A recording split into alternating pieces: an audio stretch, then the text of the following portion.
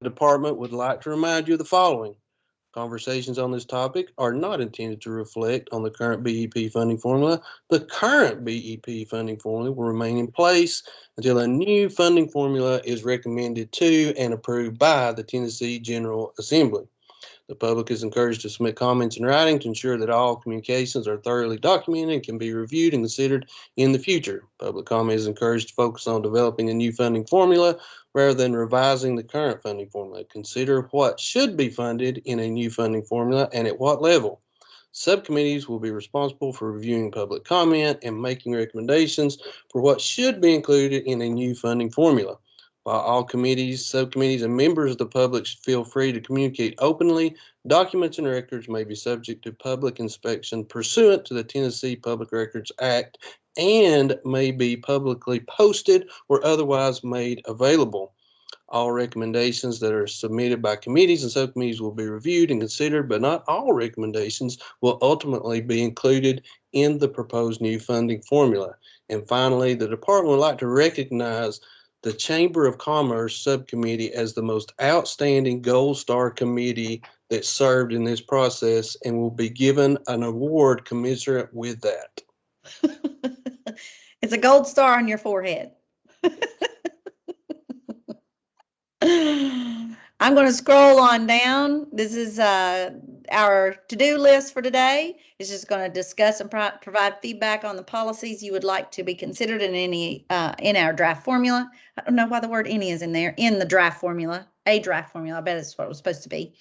And we will rest all of our feedback in the document that I'm getting ready to pull up, our recommendation sheet for meeting number 6. And I just want to go ahead and say, if we do happen to run over and people happen to hop off, just want to say thanks from me personally. This has been a fantastic subcommittee to work with. Lots of brains, lots of brawn at the table.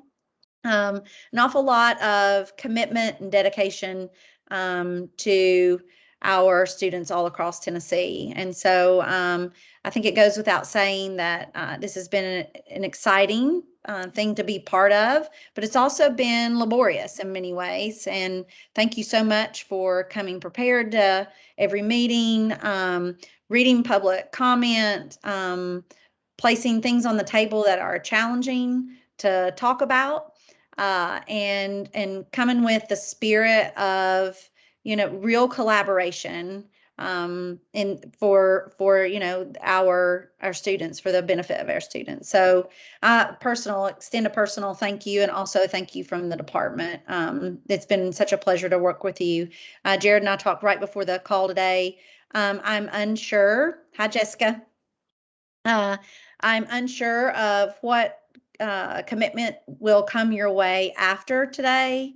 But do know that if and when that does happen, it will come through your inbox. I'll likely even reach out to Jared, and he can even get in touch with you as well. But if there is any type of commitment on your end beyond today, you will be aware of that. Jared, chairs have been asked to testify if need be in front of General Assembly here before long, but and we can all cheer him on. I do want to say before we hop off that if anybody today on this call would like to attend the governor's state address on the 31st, it starts at 6 p.m. Central Time. If you would like to attend, you need to either drop it in the chat or unmute yourself and say, "Hey, it's me, and I want to be there." So we are trying to get a good approximate head count before we get there, so that we can save some seats. You will want to, of course, bring something to read, your computer, a snack. You'll be there a while. But if you would like to attend, you are more than welcome to. Just let me know so that we can save you a seat. With that, I am going to stop sharing this. Jared, you're going to take over. Awesome. All right. So we had a pretty good discussion last Friday about the policy side of what all this could look like ultimately if something's done with the formula, which I think we all know something 2 or 3 things at a minimum are going to be done. So after that conversation Friday, had the weekend to marinate on it. Any thoughts about what we talked about Friday before we bring up anything new?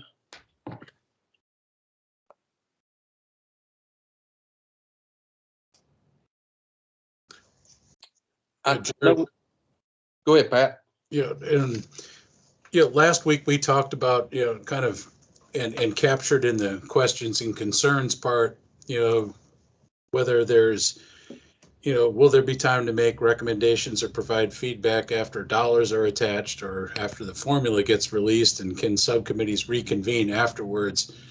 We've stated that in the form of a question. I'd like to ask the subcommittee if we would want to consider actually making that a recommendation rather than a question, meaning a recommendation that this process, although it's been kind of truncated time wise, and we've felt a little rushed. I am sensing both from our discussions and from those with other stakeholders that it would probably be pretty useful to maybe utilize this subcommittee structure that was a lot of people have been involved in, and has been a great way of funneling and assessing all the comments that went into the creation of the framework and the formula. Would be a good thing, since we've already got these structures used or set up. I think it would be a good idea, and I wonder if others feel the same way, that we ought to maybe reconvene the subcommittees after a draft formula has been released, so we can do some maybe a round of analysis and or feedback recommendations about it at that point. Mm-hmm. No, I like that, Pat, personally, and I think the key word in this for me is endorsement. So I'm assuming that the governor's team and Commissioner Schwinn's team will want the subcommittees individually, the members, and organizationally to endorse any changes. And I think in order to do that legitimately, we should have an opportunity to look at that final version. So does that make sense? Endorsement would be like the holy grail, but even before we get to an endorsement, I mean, I think we've got to have some opportunity to there's got to be a feedback loop in there that is, to have 90 days of input on the questions and things that went into the thing, and then have nothing afterward, doesn't seem right sized to me. Yeah. It would, No, just as a means of seeing, okay, we've got this great group of 18 stakeholder groups from across the state that are all very invested and have volunteered their time to improve public education by partnering with the administration of the department. It seems to me that we ought to take advantage of those structures and and provide a feedback loop at least. And I don't know, maybe they can get to some sort of an endorsement, but no, I'm just saying before organizations would give an endorsement, I feel like they would want that final. Oh, absolutely. That's what I'm saying. Yeah, I'm not saying endorse. I'm saying before. I mean, I just know going to Bradley and saying, well, we put our stamp on this, and we didn't really have an opportunity to give feedback on it with numbers applied. That I think a lot of organizations would have a problem endorsing without at least that last opportunity. I agree. I think we need to meet after the numbers come out as well.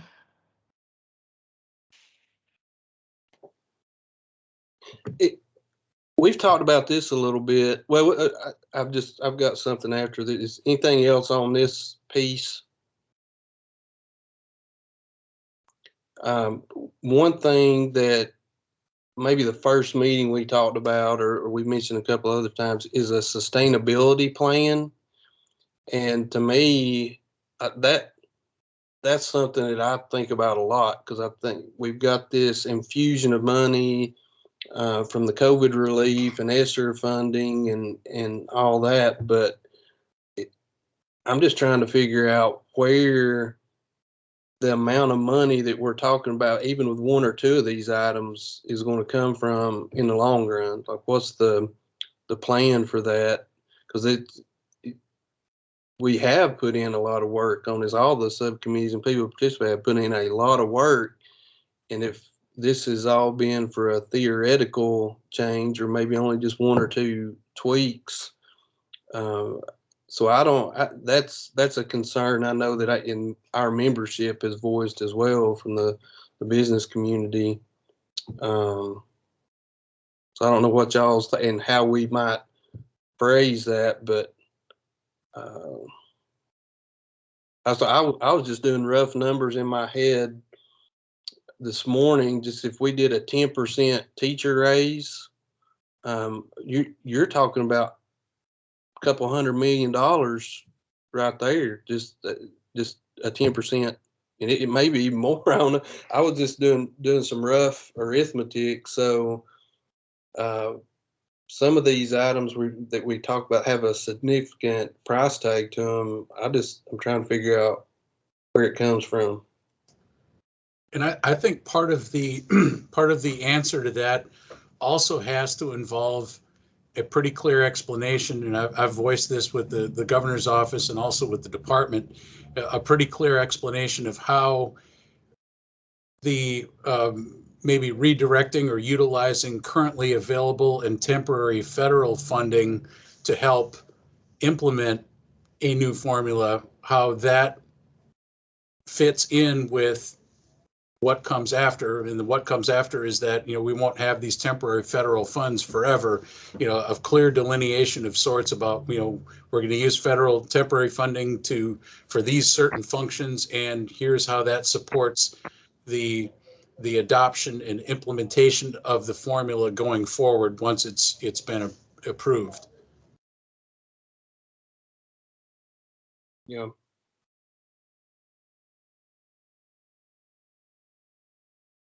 And, is there a path for the formula is there a growth component built into the formula, the funding, in the formula? Meaning, we're all kind of expecting there's going to be additional dollars that come as part of the formula, but is that going to be done in stages, like X amount this year, X amount in the next 3 or 5 fiscal years? What do we think that path looks like? And just something to get at the fiscal part of this too. Mm-hmm. And with the assumption that, it's not going to be like all the changes are going to be made in one fell swoop. I would be surprised if that were the case, but more communication about, what that's going to look like. Yeah, absolutely. So I have left the first word of both those sentences just need a verb.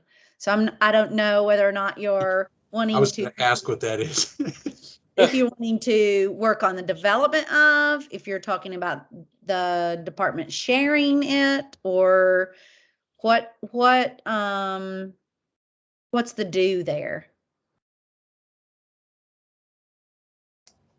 I would say like something that captures the notion of transparency or more information.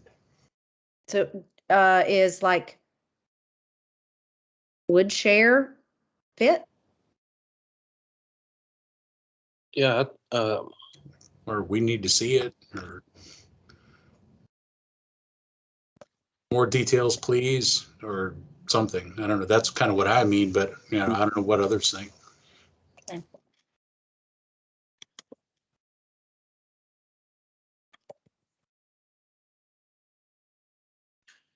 Sorry, just old English teacher stuff. I So we're started doing Mad Libs for a minute. I wasn't sure. We can. I just do underlines.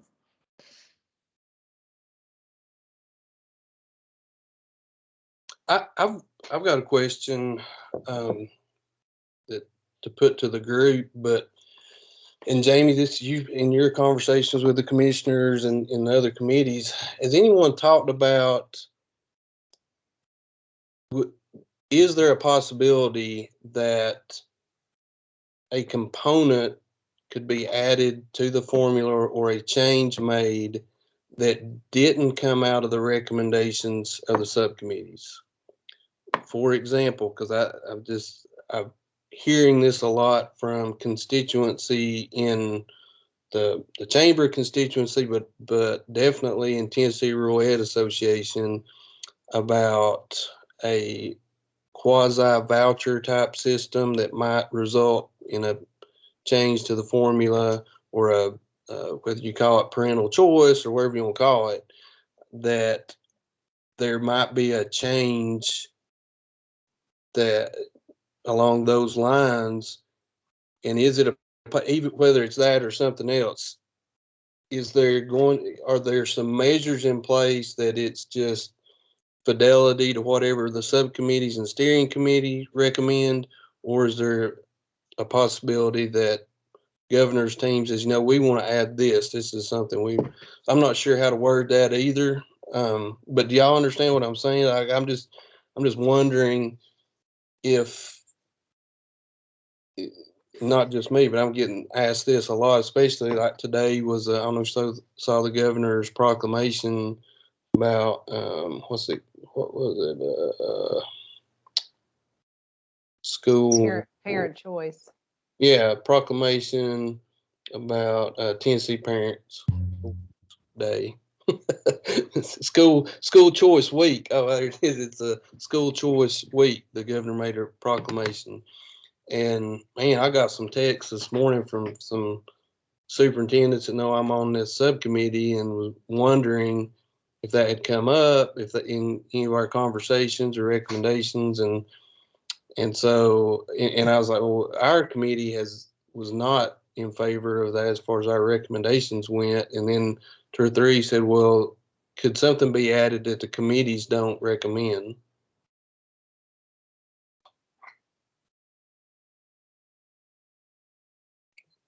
Maybe I'm just getting cynical in my old age. I don't know.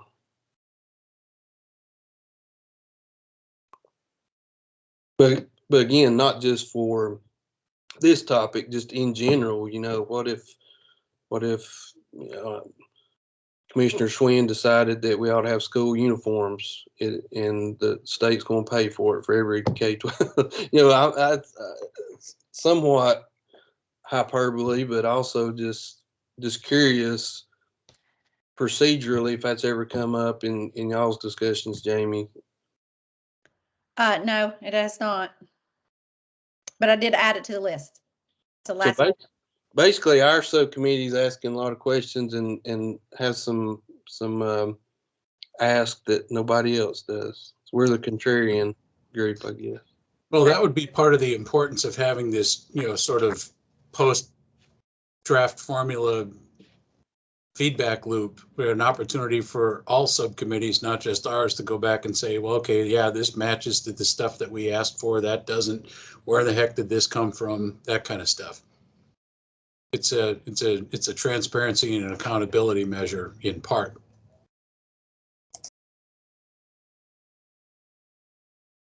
Yeah. So we can go ahead and move down into policy if you'd like. Feel free at any point in time. I'll go back up to that top section and we can add a question, a concern, any type of clarification. But we can go ahead and dive in. Note that I have added in the comments from last week. Those are the ones in red. We don't have to go in any order here. Remember, sort of like we did last week, our ideas were to really hit the outcomes section, CTE. We can go in any order you'd like. I can kind of start here at the top, and as a group, just tell me where you'd like me to stop. Or somebody just say, hey, this one's something I feel like I have something to say about. I feel strongly that we discuss this one. So we have the definition of concentration of poverty and the definition of sparsity. Anybody feel like that's something you really want to talk about, clarify, add your thoughts, ideas, opinions?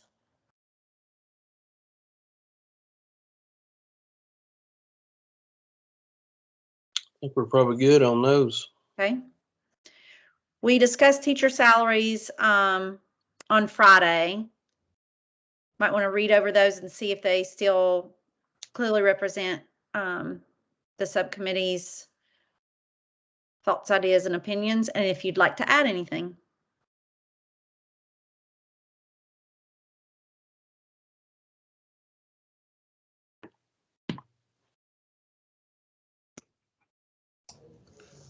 Pat? I would only add, I'm looking at that last bullet we threw in there about competitive supplemental salaries.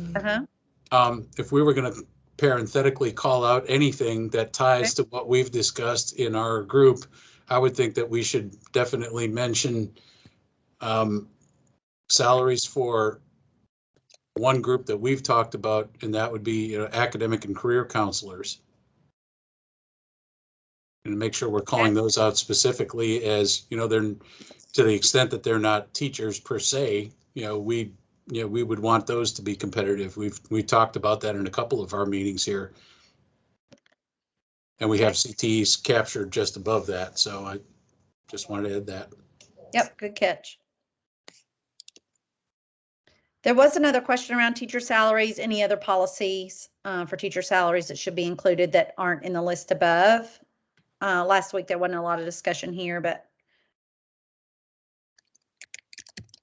Is there a way to include some language around professional development and maybe substitute teachers? And I'm not sure if it's the right place for it or the right category for it or not. So we do have a section. I'm sorry, I don't mean to be making anybody dizzy. We do have a section down here where we can actually call out a policy consideration on its own. May end up being fed into one of the 4 components of the student-based funding formula, either in direct funding, weights, outcomes, that kind of stuff. However, we can call it out individually here if we'd like.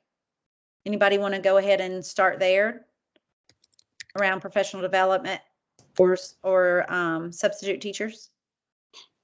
In professional development and training, there's a suggestion that has been raised in our membership, actually even prior to most of the discussion around a new formula, and that and it's something we're going to be working on going forward, but I think it needs to be talked about in the context of the formula like everything else, and that is the need for some sort of, the state needs to do better in terms of supporting or incentivizing the professionalization of teaching, specifically through supporting and or paying higher salaries to, which are 2 separate things, teacher efforts to become nationally board certified.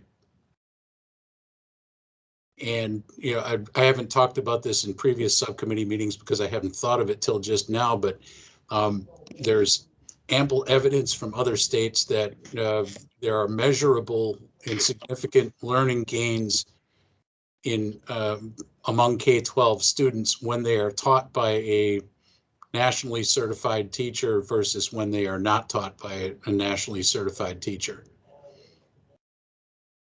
And up to the subcommittee whether y'all want to support something like that, but we view that as something that's got a good deal of potential, and it's actually an area where Tennessee is lagging all of the surrounding states, in some cases by very wide margins.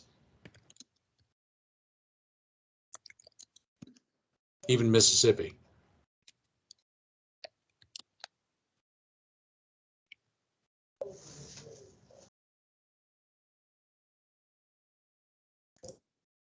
Yeah, we're in agreement with that as well, or I am in agreement with that, especially when it comes to them being certified teachers.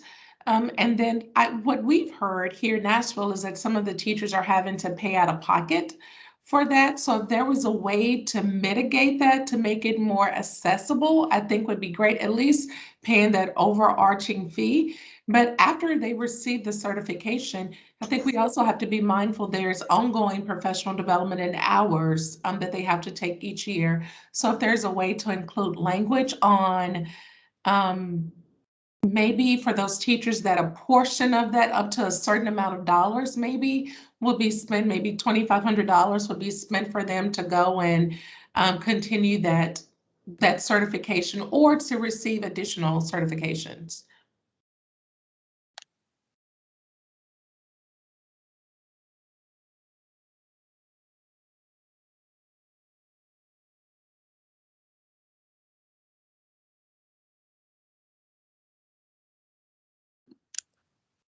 Renee, were you looping back around to your statement just a moment ago of somehow finding a way to include professional development? Was it professional development also for substitutes? Was that your line of thinking? No, it was just in addition to those receiving or those teachers that are certified, just for all teachers to continue their professional development. Okay. Okay. So just an ongoing yearly kind of professional development opportunities. Okay. So we can stay right here in the policy for professional development and training to see if there are any other specific considerations.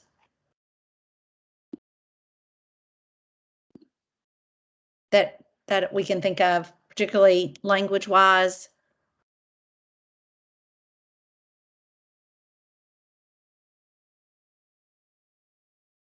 Is it just that it's included? Okay. Yes, I would say so. Thank you. Sure. Yeah, I wish, I don't know why I didn't think about this before, but I know, I think the state, I'm not sure what percentage the state funds substitutes. You have any clue? I mean, I know majority of it's local, locally funded, or you have a clue on that, Jamie? Say it again one more time. I know that the state gives some money to districts for substitutes, but I think the majority of it comes from local funding. Do you have a clue? It does fluctuate from district to district as well, so I don't want to misspeak. I wish. I do believe in my experience it has been locally funded, but I'll double check.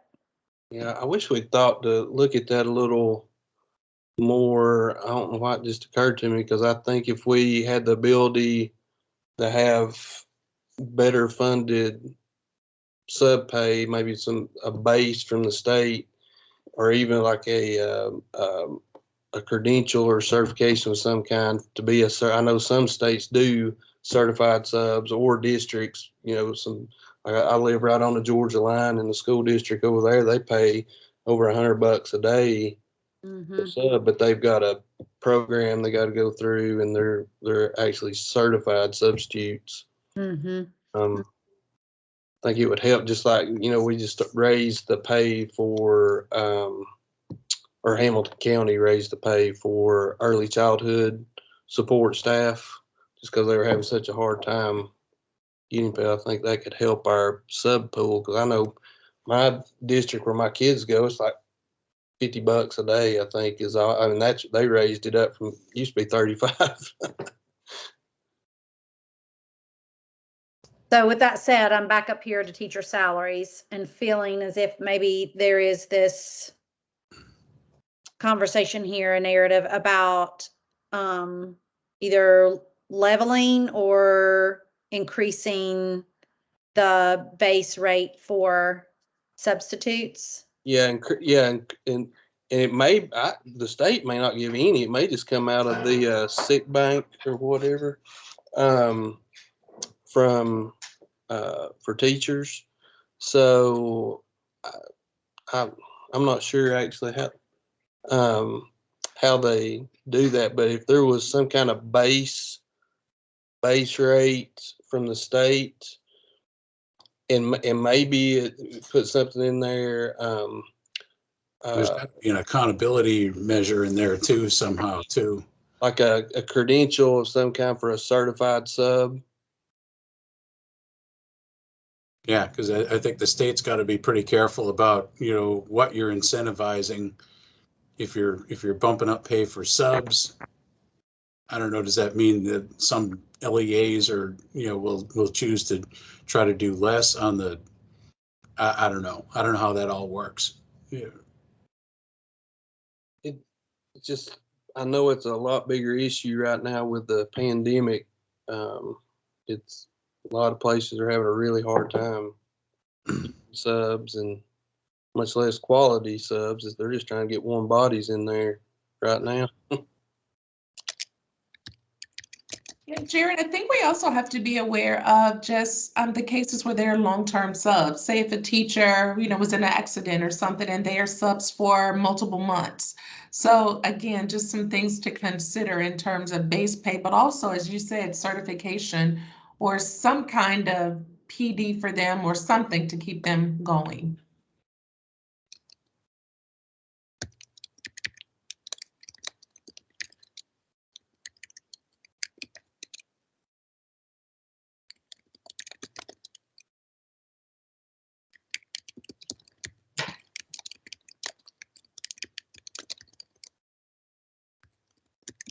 Okay. So here we have funding year, ADM shifts, or maintenance of effort. Any of those really stand out as something that the committee wants to talk about?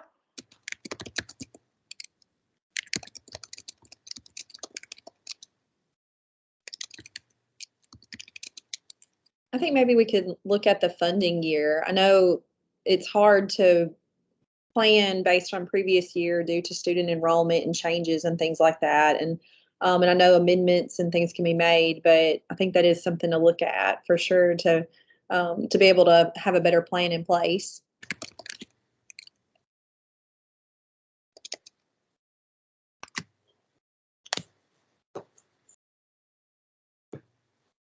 Yeah, so look at the current versus the prior year.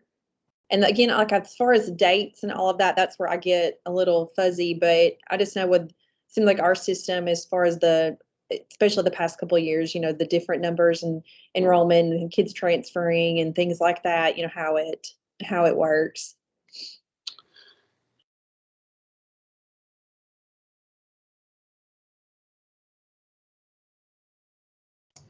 Yeah, the funding year stuff, I don't know what I don't know, so I'm gonna have to trust Hope on that one.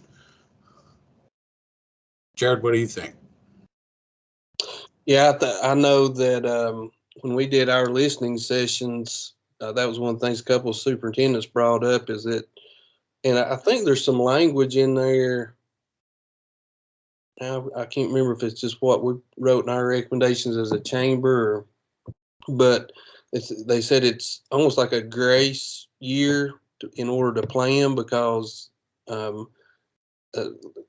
like counties or areas like Murfreesboro and Lawrence County, some of these others that do grow so quickly that when you base it off the previous year, it's very inadequate. So I don't, maybe some kind of provision. I can't remember what the language that we. And I know they brought up too, I think there was some communities who brought up some questions about, well, what if there's declines, they would lose. And I think they were, discussing I wrote down some things about it when I was listening to the call, but there were some things like that I remember that was mentioned. And I know that was a concern. I thought, oh, that'd be horrible to lose funding, to, have less to work with than what you had. But then if you have less to work with, then maybe you need less than what you had. So, but I know as far as schools, it's very hard to take less than what, you had the previous year. But so I don't know how that would work. Yeah, it's one of the superintendents used some good language about that. I'm trying to find it right here. Is Bradley County Superintendent Dr. Cash. And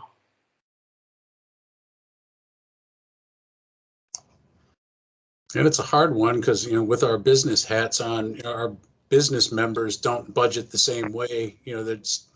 They're kind of, having to deal with whatever in real time. And we have to realize that school finance works a lot different than business funding.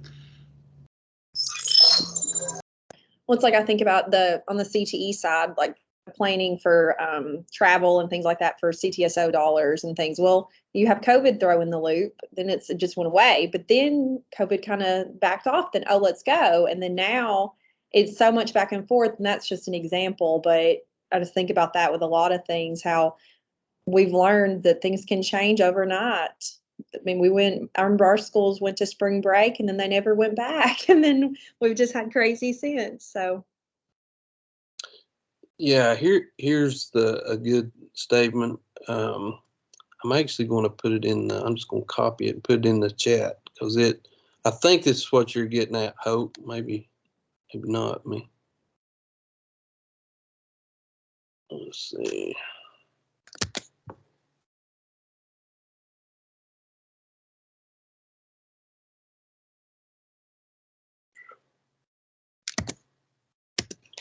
See if that, we heard this multiple times from district finance people and superintendents.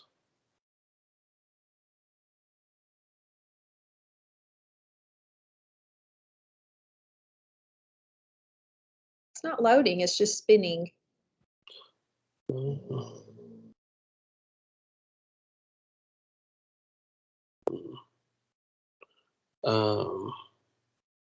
You'll probably also have to like scroll over and select it, like almost highlight it so that you can read it.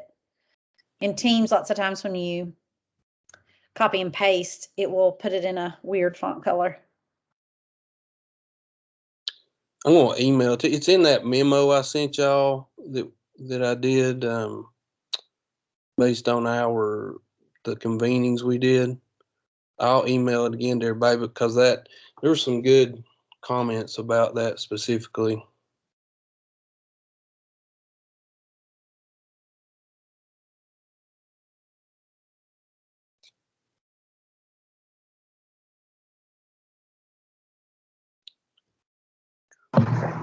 Jared, I like that. It's showing up. Yeah, I mean, it shows up in my chat, but yeah, I can't I see. would agree with that. I'll email it to everybody. Well, Yeah, if you highlight it in the chat, it shows up when you highlight Jared's comment. mine won't even show up comments. It's really weird. I wonder if there's an update that I didn't update.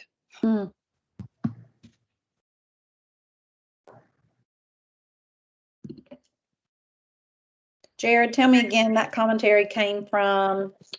The memo I wrote that was based on the community convenings we did as a chamber and the surveys we sent out. I'm gonna send it back out to everybody. I think I emailed our second meeting. I'll email it to everybody again right now.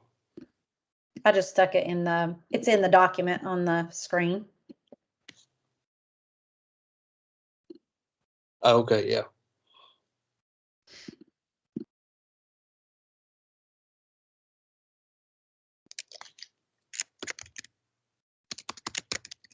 Looks good.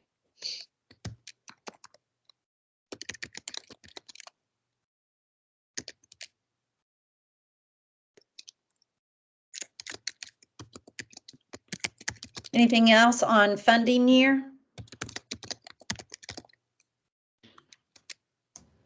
Okay, I'll scroll on up.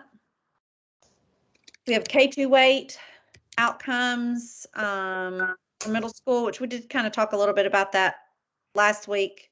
The middle school stuff is in the outcomes question for elementary school, probably needs to go up into that box, but the elementary is where I was going to go next. I was just looking at that and thinking, was going to kind of ask the question, if this subcommittee, or, from the business community's point of view, if we wanted to have outcomes-based funding, bonuses or anything conditional on anything at the elementary school level, what would that be? I think we've kind of hit it well in terms of the suggestion we made about middle school. What about elementary school? I would definitely not talk about career exploration and financial literacy quite so much at the elementary school level. I would be inclined to say there should be an outcome multiplier for something else.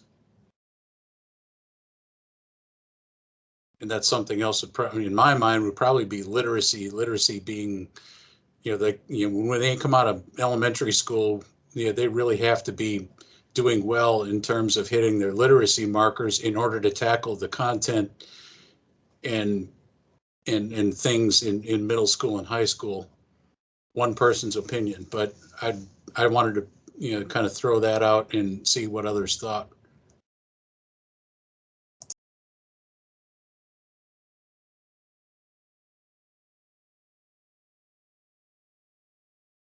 I agree. I would just add numeracy to the literacy. So literacy and numeracy. Yeah, good point. That's great. Yeah, that's right on track. Because, do our business members view those as the foundations of everything? I would say they probably do.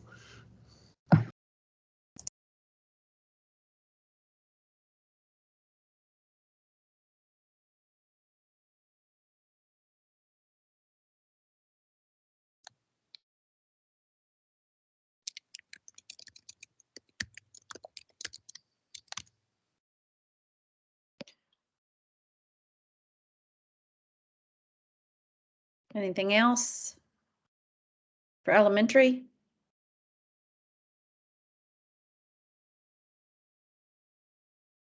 Okay, we can either go up to K2 weight or down here to accountability and reporting. Let's talk about the weights real quick for a second. I got a question about this. One of the superintendents had asked, and I'm just going to out you here, Jessica. But this is a good question, or at least a good comment. I think that the weighted measures and fiscal capacity should be applied to the base only. So the weighted measures only applied to the state level categories. What are y'all's thoughts on that? Which I don't know how much more you might drill past that if you were a district. And Jessica, did he give or he or she give a specific example about this? They did not. That's why I wasn't sure what the state level categories were. So I was trying to clarify that first, but that was their concern, was that it should be the fiscal capacity, if applied, should be to the base only. Yeah, and I think, unless I'm missing something, that's the way it is set up. I don't, because if we were looking at rural, low socioeconomic, special populations, I mean, all those are state categories. I don't know that Okay. we've talked about one beyond that.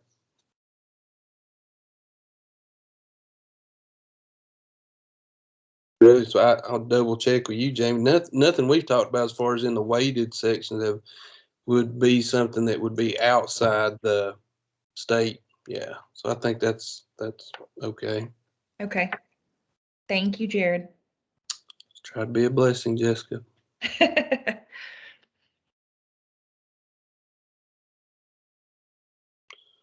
All right, well, let's just keep rocking along here. Tutoring is up here as well. If we're kind of right here where we're on the screen, we can go ahead and approach that one if you want to. I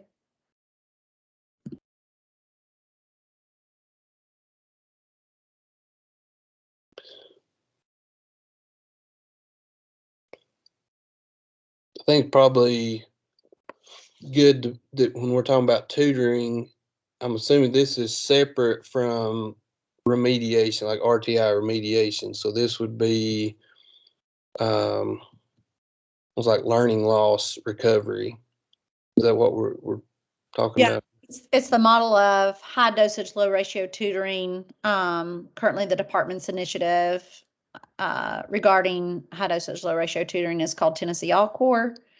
And so, it's research based around ratios for teacher to student, the types of materials used, all that kind of jazz. And so, of course, we do have that mandate of for retention, 3rd grade to 4th. And so that tutoring supports Tier 1 instruction. It is not an additional intervention block, but it is just an enhancement of Tier 1 instruction. Consider it additional and more intensive time in Tier 1. And is that funded with ESSER dollars? Currently, that is funded through the department if they're part of Tennessee All-Core. However, You know, lots of districts are, I won't say lots, but some are doing it on their own without being part of Tennessee All-Core. Yeah.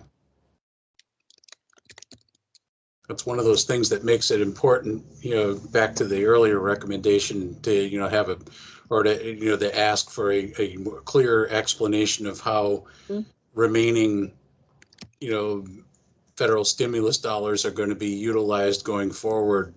You know, this is one of those areas where that's a question mark, I would think. So one of the things we talked about, I'm trying to remember if it was meeting 2 or 3, but if you can recall the slide that discussed the sustainability of innovative models that are starting to gain traction and we're starting to see success. So if this being one of those, you know, we have summer programming was another one. You know, we have districts saying that we're seeing success here and find value in this innovative model. And so we would like to sustain it. So thinking about the new funding formula, is that an avenue to sustain those newly implemented models?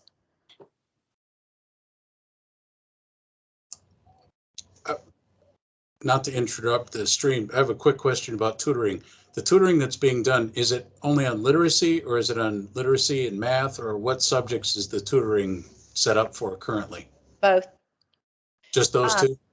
By semester. Mm-hmm. Okay, If so it's Tennessee All-Core, yeah. So it's ELA and math and not in the science or social studies. Right. Okay, thank you. If that's Tennessee All-Core. Yeah. That just has some tighter guardrails that are outlined, requirements that are outlined per regulations, federal regulations. So Jamie, and I understand correctly that not all school counties, districts, whatever, are participating in this. Is that right? It's just, okay. right.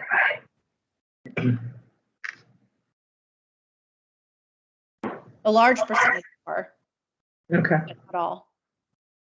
And some are early adopters, just they've already started. They started in January, and some are going to be so those are year 1 adopters. We're gonna have those who come on next year. So some are, it's kind of a rolling basis.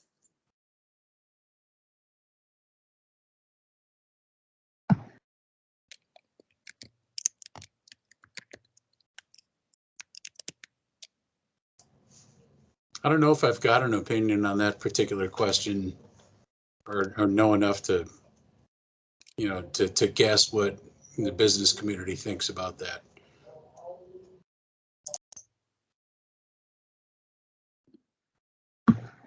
Anyone else?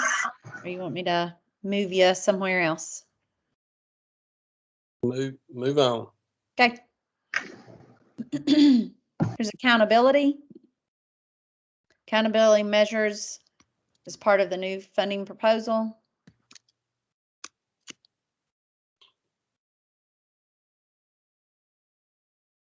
I had a little problem with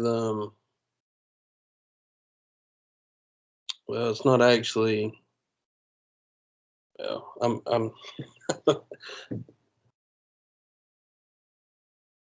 I'm good.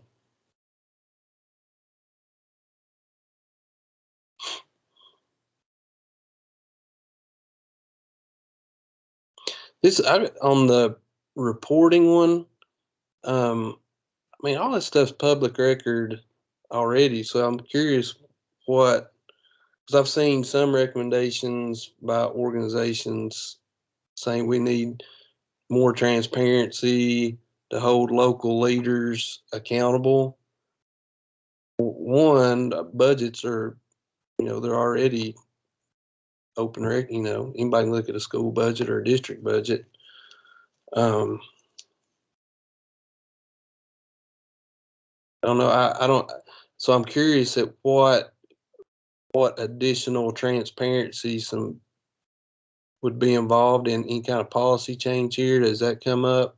No, I don't want you to put that. I'm just saying, I'm curious that as to what other level of transparency there could be. Does that come up, Jamie? It has not. Okay. I don't know what more you can do other than, print it in the paper and say, hey, here.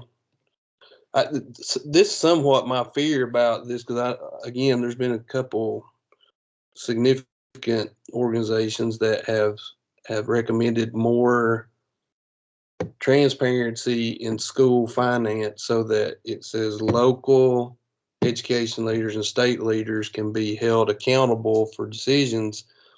What I would worry about is people to try to get in the weeds on like a school budget, for example. If a principal is ordering 14 cases of copy paper, people start asking, well, how's this relevant to our TCAP scores or Tennessee Ready? I don't know. I'm not sure what the aim is with these recommendations that I've seen. I don't know if y'all have heard this or seen it, Pat. Accountability usually comes from business community a lot of times, so I'm not sure what the goal there is. I feel like the only thing I've seen in this space, and I'm not looking at it right now, is some recommendations by SCORE. And so with that said, you get to the question of, well, what's the point of more reporting? Is it so that, Jim and Joan can look up on the internet how the principal's spending money on cases of copy paper? Yeah, not really, but I think it's more to make certain that advocacy organizations like ours, if we've got staff that look at this such thing, or SCORE or others, can have access to the data that they would need to make valid judgments about, and analysis of, well, here's more funding led to, did it lead to results, yes or no, or how much in each school or each district. That's my sense of what the calls for reporting have been based in, is the need for others outside the state or even within the state government. I think there was a reference in SCORE's recommendations to having the particular office within the office of the comptroller annually review stuff in this area. I don't have it in front of me, but that's what I recall. Just some sense of, we need more information so that the proper people, whether they be advocates or government entities charged with oversight, have enough to make valid judgments and assessments of whether the funding is being used properly, and or is it being invested? Is the state getting proper return on investment for each aspect of the funding? Yeah.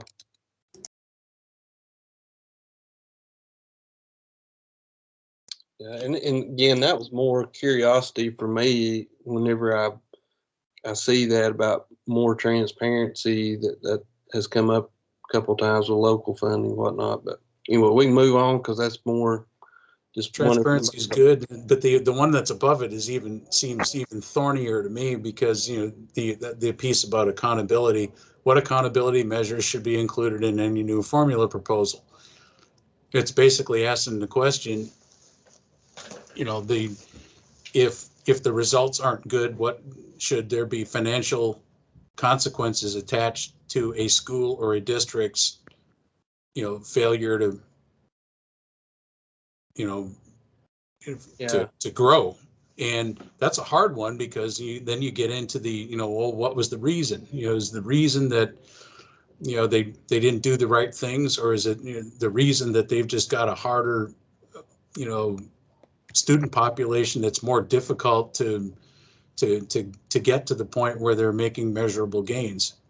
I don't know the answer. I would think that the bells and whistles that would be in the new formula, which we haven't seen, but if we've got these these weights and multipliers and things that are designed to get, to provide additional funding for the student populations, which we think need more money and more state support consistently in order to achieve the growth that we're all looking for.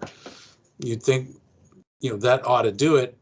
But then, you get back to the accountability. What do you do if, they've got, a school or a district that was in need of additional support for those types of student populations? What if they actually got it and they're not able to show measurable gains, or gains that lag the state average or whatever? What sort of consequences do you attach to that? What does accountability look like? That's a really hard one. Yeah. So beyond those two, we have ADM shifts and maintenance of effort. We are at time. Those of you who do have, hard stops at 2:00, have a wonderful rest of your week. Stay warm. The only thing I might throw in on these two, if everyone's in agreement after, is within the ADM shifts, either a truncated version of that thing you've already pasted in there, or just stick that about the grace period. So you could just copy and paste whatever. Yeah, that. And another, with my business hat on, a mechanism that's often used, not only in business but elsewhere, to sort of mellow out fluctuations and volatility between years is some sort of averaging. I don't know much about ADM and budgeting in a school context, but maybe there's a way to adopt some sort of multi-year averaging that sort of brings down the highs and brings up the lows in terms of the volatility from year to year that's caused by ADM shifts.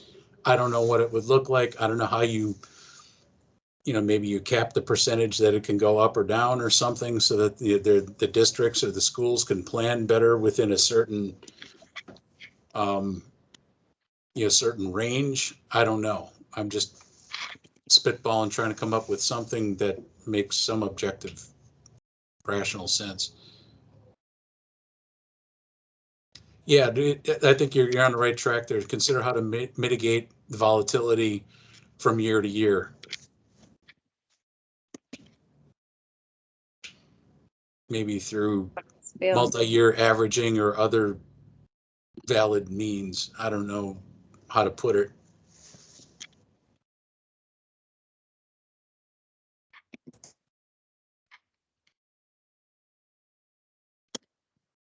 Multi-year averages, or what was that, Pat? I forget what I said. Multi-year averages, or I think that's where I might have stopped. Okay, we'll leave that as our parenthetical. Just for an example.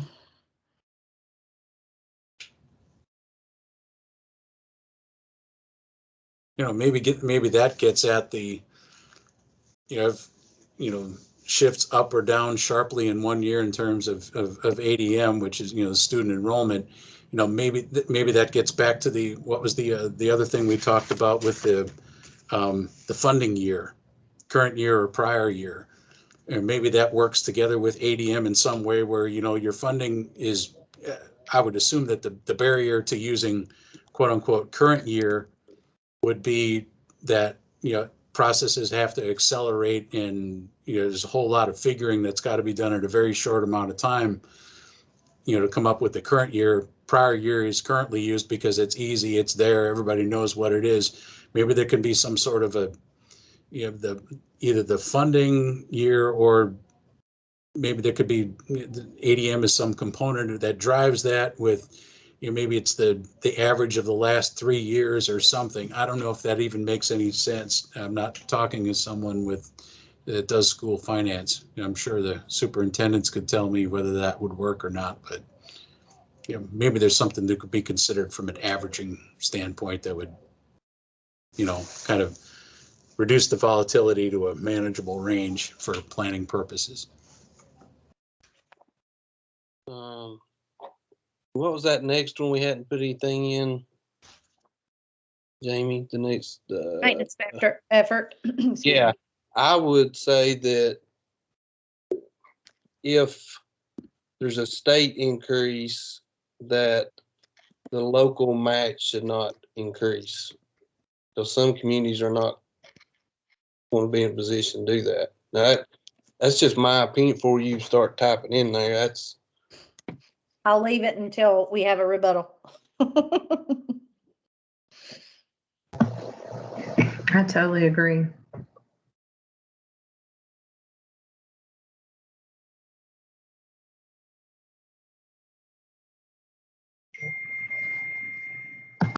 this goes back to my earlier question. If there is an increase and hypothetically districts wanted to try to, the local match go up, you're going to either property taxes or wheel tax or something's going to have to come in play. Yeah, that's some of our fear too.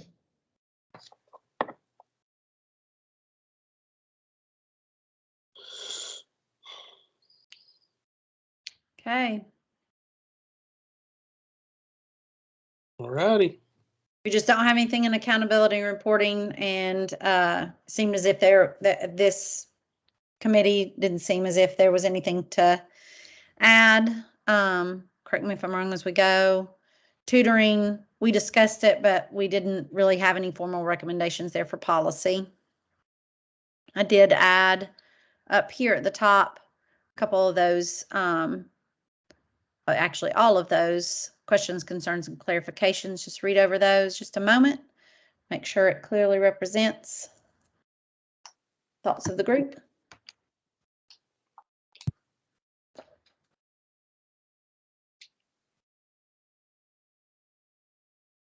I'm good with it. Okay. Jared, I will send this to you for your final approval. And before we adjourn, again, a big thank you. Tons of gratitude for your commitment to this process and your active engagement along the way. Very thankful and privileged to work with all of you. Just know that if there is anything else beyond this, you will be hearing from me. Yeah, I want to thank everyone as well for proactively engaging. And Jamie, thank you so much for facilitating in such a great way. Other than you making me read that blooming statement every meeting, you did a great job. Well, somebody has to do it. Thanks for putting up with us, Jamie. Oh, it's been great. It's been fantastic. Shirley, you've taught me so very much. You truly have. Thank you all. Stay warm out there. Have a great rest of your week. And this will head over to the commissioner's office in about 30 minutes. Thank you. Y'all. Thank you. Bye-bye. Thank you. Have a great week.